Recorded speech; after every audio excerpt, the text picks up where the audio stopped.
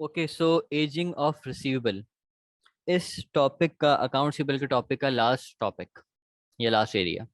Ageing of receivable का क्या मतलब है और इसका क्या यूज है? पहले हम यूँ समझते हैं कि हम अपने अकाउंट रिसीवेबल को किस तरह से प्रेजेंट कर सकते हैं, किस किस तरह से प्रेजेंट कर सकते हैं, ये समझते हैं। अकाउंट रिसीवेबल को प्रेजेंट करने के दो तरीके हो सकते हैं। पहला लेवल तो ये है, मैं अपने अकाउंट रिसीवेबल का क्लोजिंग बैलेंस, फॉर एग्जाम्पल मेरे पास नजर आता है 10,000 रुपये और मेरे 5 कस्टमर्स हैं, तो मैं 10,000 रुपये का ब्रेकअप शो कर सकता हूँ कि हर एक कस्टमर से मैंने कितना कितना पैसे लेना है। फॉर एग्जाम्पल एक कस्टमर से 3,000 लेने हैं, दूसरे कस्टमर से 2,000 लेने हैं, किसी तीसरे कस्टमर से 1,500 लेने, एंड एज ऑन। इस तरह से ब्रेकअप मेरे पास 10,000 रुपीज का आ सकता है।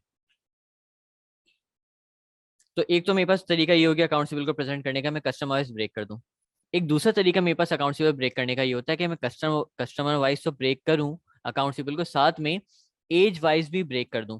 क्या मतलब एज वाइज ब्रेक कर दूं? एज वाइज ब्रेक करने का मतलब ये है, जैसे मैंने कहा मेरे पास टोटल अकाउंट रिसीवेबल है 10,000 रुपीज का, जिसमें एक कस्टमर है ए, जिससे मैं 3,000 रुपये मांगता हूँ। अब मैं कहूंगा फर्दर इस 3,000 का भी मुझे ब्रेकअप बताओ कि ये 3,000 रुपये कितने पुराने हैं। तो पता ये चला ये 3,000 रुपये 3 इनवॉइसेस से मिलकर बन रहे हैं, जिसमें से एक इनवॉइस है जो अभी सिर्फ 30 दिन पहले सेल हुई है, एक इनवॉइस है जो कि 40 दिन पहले सेल हुई है, और एक इनवॉइस है 70 दिन पहले सेल हुई है। तो मुझे पता चल गया कि इस 3,000 रुपये का ब्रेकअप एज वाइज कितना है। एज पता चलने से क्या होता है, दो चीजें हो जाती हैं। पहले जितनी पुरानी आपकी इनवॉइस होने लगती है, आपके पास उतने चांसेस बढ़ने लगते हैं डिफॉल्ट के कि शायद कस्टमर नहीं देगा। दूसरी चीज, आप इस पे क्रेडिट कंट्रोल रख सकते हैं। जब आपको पता चल गया कि इस कस्टमर से ये पैसा बहुत पुराना हो चुका है, तो आप उससे क्रेडिट कंट्रोल लगा सकते हैं कि आप इस कस्टमर से फॉलोअप लेना शुरू करो, इसके पैसे क्यों नहीं है। और फर्दर आप उसकी जो क्रेडिट पॉलिसी है इसको टाइट कर सकते हैं कि नहीं, इसको फर्दर हम आगे अब क्रेडिट नहीं देंगे जब तक कि पुराना हिसाब क्लियर नहीं करता। तो एजिंग ऑफ रिसीवेबल के अपने बेनिफिट्स भी हैं, और एजिंग ऑफ रिसीवेबल आपको एक इनसाइड व्यू दे देता है आपके अकाउंट रिसीवेबल का कि क्या पोजीशन इस वक्त चल रही हो, एक डिटेल में ब्रेकअप पता चल जाता है, जहाँ पे आपको कस्टमर वाइज बैलेंसेस भी पता चल रहे होते हैं, और कस्टमर वाइज बैलेंसेस में डेट वाइज एज वाइज आपको उसके बैलेंस का टोटल पता चल जाता है। यहाँ एग्जाम्पल देखते हैं हम यहाँ मैंने नेम ऑफ कस्टमर्स में 5 कस्टमर्स लिख दिए। जी हाँ, 5 है। और मैंने बता दिया ये कासिम सन से टोटल पैसा मैंने कितने ले लिया, 9,500 रुपये। अब इसका मैंने ब्रेकअप बना दिया। ब्रेकअप बना दिया, not yet due. Not yet due मैं एक्सप्लेन करूंगा एक सेपरेट वीडियो के अंदर कि नॉट येट ड्यू का क्या मतलब है, या इस वीडियो के एंड पे कर दूंगा अगर ये वीडियो इतनी लेंदी नहीं हुई तो। नॉट येट ड्यू, ये इनवॉइस अभी तक पेमेंट के लिए ड्यू ही नहीं हुई है, जो 5,000 रुपये की है इस 9,500 में से। 1 से 30 दिन पुरानी इनवॉइस जो है वो 3,000 रुपये की है। और फिर एक 1,500 रुपये की इनवॉइस है जो कि 61 to 90 डेज में फॉल कर रही है। ओके। इसके बाद यहाँ पे हमारे साथ है अनार अनार ब्रदर्स। ओके। अनार ब्रदर्स का टोटल बैलेंस मेरा बनता है 14,000 का, जिसका ब्रेकअप ये है कि एक इनवॉइस है 8,000 रुपये की जो अभी तक ड्यू नहीं हुई पेमेंट के लिए, एक इनवॉइस है 4,000 रुपये की जो कि 31 to 60 डेज पुरानी है, और एक इनवॉइस है 2,000 रुपये की जो कि 90 दिन से भी ज्यादा पुरानी है, मतलब मोर देन 90 डेज, 3 मंथ्स, 3 महीने से भी ज्यादा पुरानी है। फिर आते हैं हम सुपेक्स कंपनी। 2,000 रुपये हम इनसे टोटल मांगते हैं, जो कि 1 से 30 दिन पुरानी इनवॉइस है। AR के सर्विसेज, 8,000 रुपये का टोटल मैं इससे मांग रहा हूँ, जिसमें से 4,000 रुपये की इनवॉइस अब तक ड्यू नहीं हुई पेमेंट के लिए। 1,500 रुपये हैं हमारे पास 31 to 60 डेज पुराने, और 2,500 रुपये हमारे पास 61 to 90 डेज पुराने। Last but not the least, deluxe enterprises. इससे हम 13,000 रुपये मांग रहे हैं, जिसमें 10,000 रुपये अभी तक ड्यू ही नहीं हुए पेमेंट के लिए, और 3,000 रुपये 90 दिन पुराने हो चुके हैं या उससे भी ज्यादा। तो हमें कस्टमर वाइज और date wise age wise breakup पता चल गया रिसीवेबल का। अब हमने इस पे क्या करना है?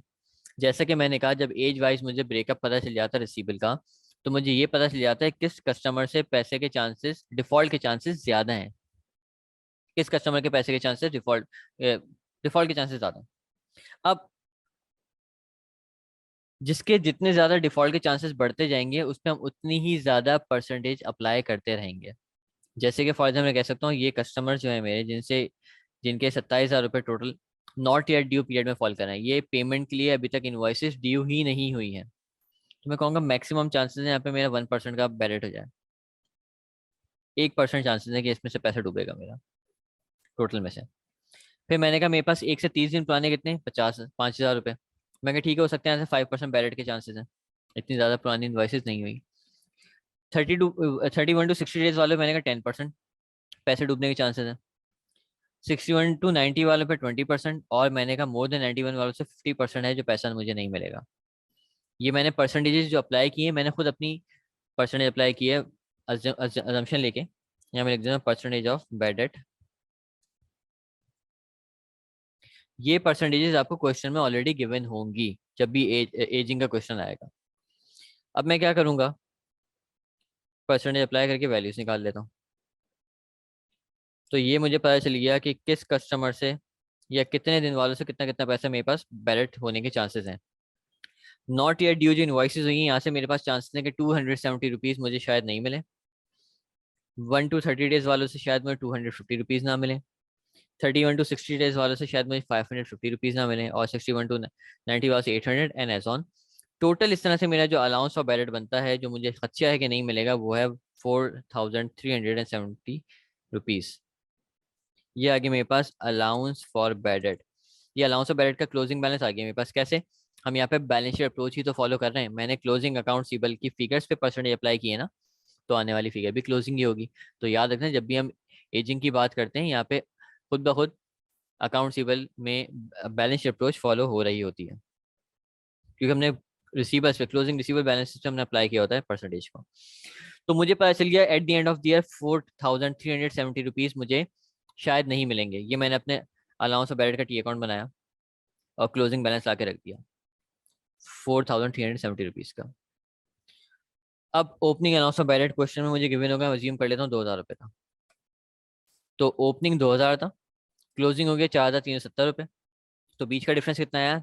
बैलेंसिंग फिगर अप्रोच के थ्रू 2370 रुपीज़, जो कि मेरा करंट पीरियड का बैलेट एक्सपेंस है। ये बैलेट एक्सपेंस से मैं अकाउंटिंग एंट्री रिकॉर्ड कर दूंगा। बैलेट एक्सपेंस डेबिट और अलाउंस ऑफ बैलेट्स क्रेडिट। और आखिरी चीज़ अगर मैं चाहूँ तो यहाँ पे पार्शियल बैलेंस शीट भी बना सकता हूँ। इसमें क्लोजिंग अकाउंट सिविल मेरा आ जाएगा 46,500 का, और क्लोजिंग अलाउंस ऑफ बैलेट आ जाएगा मेरे पास 4370 का, और नेट अकाउंट सिविल की फिगर जो भी होगी हम वो बना के देख सकते हैं। तो इस तरह से एजिंग का क्वेश्चन हम सॉल्व करते हैं।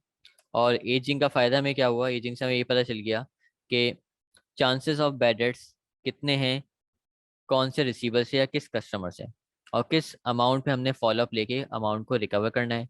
और इस पे ये भी फैसला किया जा सकता है किस कस्टमर को अब हमने फर्दर क्रेडिट देना है, किसको नहीं देना है, किसका क्रेडिट कम कर देना है, किसकी लिमिट कम कर देनी है। So that's all about ageing of receivable. और आपको मैं साथ में एक्सप्लेन कर देता हूँ नॉट येट ड्यू का मतलब क्या होता है। नॉट येट ड्यू का मतलब ये होता है कि अभी तक इनवॉइस पेमेंट के लिए ड्यू नहीं हुई। फॉर एग्जाम्पल, मैं एक सेल करता हूँ 1 जनवरी 2020 में। अब ये जो ड्यू डेट होती है ये इनवॉइस पे मेंशन होती है।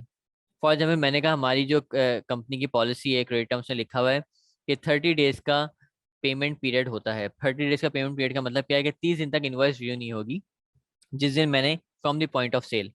तो 1 जन को मैंने सेल की, तो 30 जनवरी पे जाके मेरी जो इनवॉइस होगी वो पेमेंट के लिए ड्यू हो जाएगी। अगर कस्टमर ने पैसे दे दिए तो ठीक है, नहीं दी अगर पैसे, तो वहां से मैं डेज काउंट करना शुरू कर दूंगा। अब अगर मैं 10 फरवरी पे खड़ा हूँ तो मैं क्या कहूँगा, कस्टमर ने कितने दिन पुरानी सेल हो चुकी है, 1 से 30 दिन के अंदर फॉल करेगी, क्योंकि 30 डेज तो मेरे पेमेंट डेज थे। पेमेंट टर्म्स में लिखा हुआ था कि 30 दिन का टाइम आपके पास है, आप आराम से पे करें। जब वो 30 दिन निकल गए तो हम नॉट येट ड्यू के पीरियड से बाहर निकल गए। अब जितने दिन इनवॉइस लेट होती जाएगी हम वो यहाँ पे आगे देखते रहेंगे किस कॉलम में फॉल करती है। जैसे मैंने कहा 10 फरवरी पे हम खड़े हुए हैं, 1 जनवरी को हमने सेल की है, तो ये 10 दिन पुरानी इनवॉइस हो गई। नॉट येट ड्यू के बाद से हम डिस्काउंट करना शुरू करें तो इस जगह पे फॉल करती है। सो इसका भी हम कोई ना कोई एक पास पेपर करेंगे या हम एक कोई प्रैक्टिस क्वेश्चन करेंगे ताकि जाकर आपको और इस पर क्लैरिटी आ जाए। इंशाल्लाह फिर नेक्स्ट वीडियो में आपसे बात होती है। Thank you.